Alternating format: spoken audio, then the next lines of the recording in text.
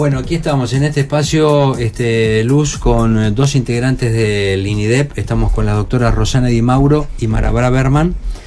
Vamos a tratar un tema que recién comienza en el ámbito de la investigación. Les agradezco que estén aquí en los estudios de la radio. En principio, a la doctora Di Mauro le pregunto sobre el tema microplásticos.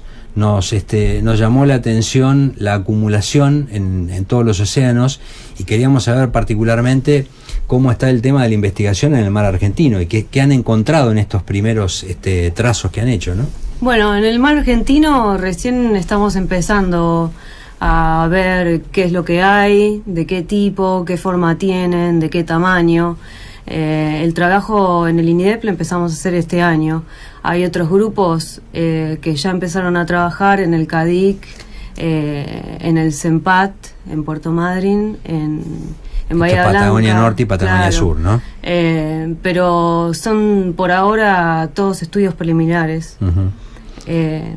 Lo primero que encontraron, ¿les llamó la atención por la concentración o esperaban encontrar lo que finalmente hallaron? A mí me llamó la atención principalmente porque yo empecé a trabajar en la Universidad de Luisiana, en el Golfo de México, que es un mar relativamente cerrado, sí. Y esperábamos encontrar un montón, y encontramos más de 100.000 partículas por litro. Y en cada muestra del mar argentino que yo tomé, sea de fondo a 200 millas de la costa o en la costa, encontré más de 100 partículas por litro. Entonces, digamos, lo primero que pensé, que al ser mar abierto no iba a estar tan concentrado, ahí ya tengo como la primera observación. Claro. Y bueno, y estamos procesando los datos, las muestras. Todavía cada campaña que sale, donde tenemos oportunidad de pedir agua, se pide, porque en realidad los proyectos ahora son oportunistas, no hay un proyecto en concreto. Claro. Que se esté llevando a cabo. Sí, ojalá que esto ocurra, ¿no? Finalmente, que se procese la primera información para que después esto de alguna manera cimente la posibilidad de un programa, ¿no? Integral. Claro, como primero hay que ver qué es lo que hay y después pensar cómo puede estar afectando nuestros recursos y bueno, individualmente los animales. Cuando hablamos de microplásticos, ¿de qué estamos hablando particularmente? Estamos hablando de partículas microscópicas del mismo tamaño que algas unicelulares o pequeños crustáceos. Que no los vemos a simple vista. No los vemos a simple vista. Y de la misma manera ingresan a cada uno de los organismos que están en el mar, ¿no? Claro, los organismos más vulnerables son los organismos filtradores, que no tienen una selectividad en cuanto al alimento, sino es por tamaño. Entonces, todo lo que haya del tamaño que pueda incorporar va a ser incorporado. Claro. Y las partículas pueden ser pequeños fragmentos, fibras, fibras o pequeños pellets. A ver, para que se tome una dimensión, estamos hablando de que en el océano, en todos los océanos, se estima que hay unas 260.000 toneladas. Hice una cuentita rápida y es más o menos lo que acumulamos nosotros de residuos sólidos urbanos en General Porredón en 10 meses. Para que se tenga una... A mí me gusta buscar estas fotografías para que se pueda contrastar. Y el microplástico llega a ser microplástico de un cuerpo que alguien arroja una botella de plástico en cualquier lugar, ¿no? En un vertedero, en una calle, y llega al mar, ¿no? Todo el plástico que se va acumulando en el ambiente y que llega al mar por muchos motivos. También hay mucho de descarte de barcos, hay mucho de redes que no sirven. También hay mucho que ella trabajaba con...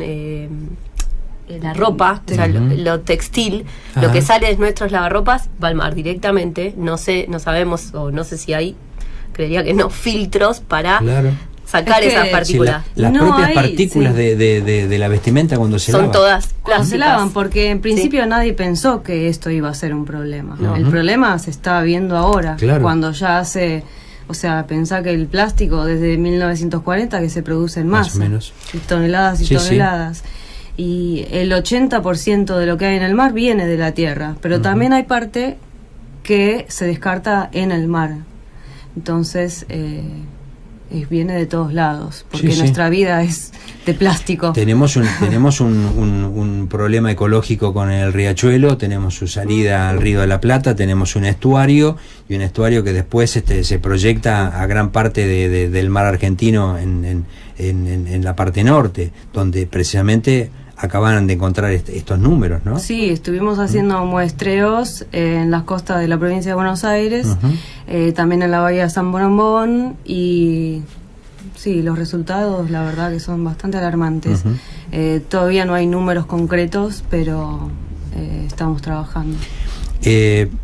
Estaba pensando en la gran obra del Arroyo del Barco, en su salida al espejo interior del puerto, estaba pensando en los filtros, estaba pensando en un montón de cosas, pero evidentemente esta es una parte del problema, porque el problema es mucho más grave, como lo están planteando, grave, ¿no? Sí, el problema es mucho más grave, porque lo que ya está dentro del mar y lo que ya está en el fondo, porque también el problema es que se hace la cuenta de lo que se descarta, lo que entra al mar y lo que se encuentra en el mar, y no da la cuenta. Entonces, ¿dónde está el resto del plástico? Se lo están comiendo los animales, se está hundiendo.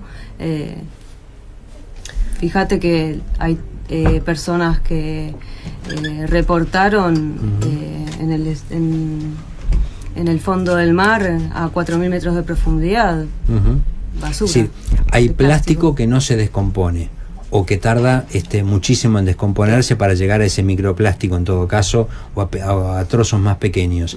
Algunos quedan como islas flotantes, otros van al fondo del mar. En realidad el proceso del plástico tiene que ver con el tiempo de exposición en el mar, y cómo las corrientes, los vientos y todos los efectos los van desgastando y se van particionando.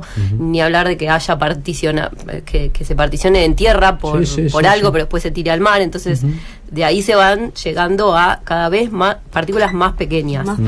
Aparte las partículas van siendo colonizadas también en el tiempo que está flotando, después se puede hundir por colonización. También se sabe que hay las partículas muy pequeñas de plástico, ¿cómo se dice? Se asocian con sustancias que pueden ser detergentes, no sé, un montón de componentes de contaminantes orgánicos que hay. Claro, entonces negativamente. Entonces por eso después se hacen más pesadas, pues son tan chiquititas, se hacen más pesadas y por eso van bajando. Entonces por eso se puede encontrar en el fondo cuando uno dice el plástico flota. No es tan así. Ojalá que se trabaje de manera consciente en todo el mar argentino, que ustedes tengan la posibilidad de que se sostenga un programa de investigación a lo largo de todo el mar argentino. Finalmente, les pregunto, ¿esto se traslada a lo que nosotros terminamos comiendo? ¿A los peces, a los mariscos, etcétera, etcétera? Y una de las preguntas es esa: ¿cómo afecta el último eslabón que somos nosotros? Claro. Sí, ahí hay más preguntas que nada. Claro. Bueno, pero ese es el trabajo de ustedes, precisamente, ¿no? El conocimiento actual, cada vez hay más grupos de trabajo trabajando y en el mundo, con, el famoso documental que hubo hace poco, trabajan con aves, mamíferos, tortugas, cómo afectan el plástico grande a esos individuos. La pregunta del millón ahora es cómo afecta a los más chiquitos, porque si se hacen partículas tan pequeñas, hasta el hombre, a mí me hace ruido de cómo llegará a mi torrente sanguíneo si es que es tan pequeño para pasar por la membrana. Bueno, yo les doy una parte de la respuesta. Hace 5 años, un grupo de periodistas de Mar del Plata participamos en una experiencia de la ONG BIOS. Nos extrajeron sangre. Esa sangre se estudió en laboratorios argentinos y en laboratorios españoles, y encontraron no solo una cantidad de agroquímicos muy importante, sino que además hay en algunos, particularmente los que consumimos mucho pescado, teníamos teníamos pesados en la sangre. Así que no me extrañaría que si bucearan un poquito más podrían encontrar. Pero estamos muy lejos de eso, porque primero tenemos que poder.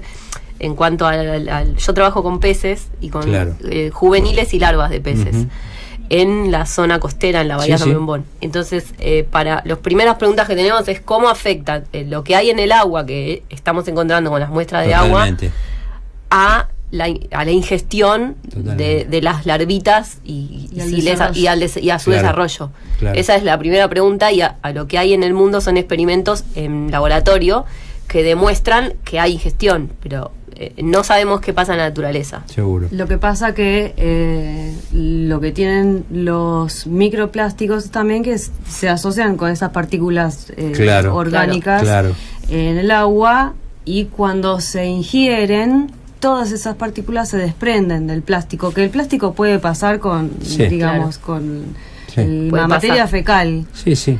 Pero todas esas partículas que están adosadas al plástico se desprenden y van al individuo, y eso no sabemos cuáles son las consecuencias. Bueno, en principio les agradezco que hayan compartido estos minutos en este mano a mano. Me comprometo a que cuando tengan un avance en la investigación lo vamos a seguir. ¿Cómo no? Porque esto es un tema que nos preocupa a nosotros. Mientras tanto, lo que podríamos hacer es primero generar menos plástico, y en segundo lugar trabajarlo para el reciclado, para que no llegue al océano, ¿no? Sí, tomar más conciencia de lo que usamos y de que no es necesario usar, porque hay productos descartables de único uso que no son necesarios, que son solo comodidad. Entonces podemos cada uno hacer el trabajo de disminuir la cantidad de plástico que se usa, que no necesitamos. Rosana Di Mauro y Mara Braverman, muchas gracias por estar aquí. Muy amables. Gracias a vos.